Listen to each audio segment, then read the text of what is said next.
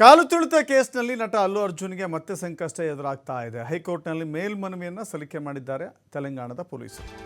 ಮಧ್ಯಂತರ ಜಾಮೀನು ರದ್ದುಪಡಿಸಬೇಕು ಅಂತ ಹೇಳಿ ಹೈಕೋರ್ಟ್ಗೆ ಅಪೀಲ್ ಹೋಗಿದ್ದಾರೆ ತೆಲಂಗಾಣ ಪೊಲೀಸರು. ಮೇಲ್ಮನವಿ ಸಲ್ಲಿಕೆ ಆಗಿದೆ. ಹಾಗಾದರೆ ಮತ್ತೆ ಜೈಲು ಸೇರ್ತಾರಾ ನಟ ಅಲ್ಲು ಅರ್ಜುನ್ ಎನ್ನುವ ಪ್ರಶ್ನೆ. ನೋಡಿ, ಯಾವುದೇ ಜಾಮೀನು ಮಂಜೂರಾದಾಗ ಸರ್ಕಾರಿ ಪರ ವಕೀಲರು ಅದಕ್ಕೆ ಪ್ರತಿವಾದವನ್ನು ಸಲ್ಲಿಸ್ತಾರೆ, ಅಬ್ಜೆಕ್ಷನ್ ಫೈಲ್ ಮಾಡ್ತಾರೆ, ಯಾವ್ಯಾವ ಕಾರಣಗಳಿಗೆ ಅವರಿಗೆ ಜಾಮೀನು ಕೊಡಬಾರ್ದು ಅನ್ನುವ ವಾದವನ್ನು ಮಾಡ್ತಾರೆ, ಸೈಟೇಷನ್ ಮಾಡ್ತಾರೆ.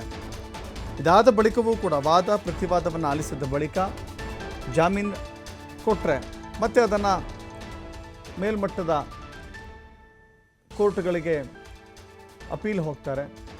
ಈಗಲೂ ಕೂಡ ತೆಲಂಗಾಣದ ಪೊಲೀಸರು ಅಂಥ ನಿರ್ಧಾರವನ್ನು ತೆಗೆದುಕೊಂಡಿದ್ದಾರೆ. ಅಪೀಲ್ ಹೋಗಿದ್ದಾರೆ.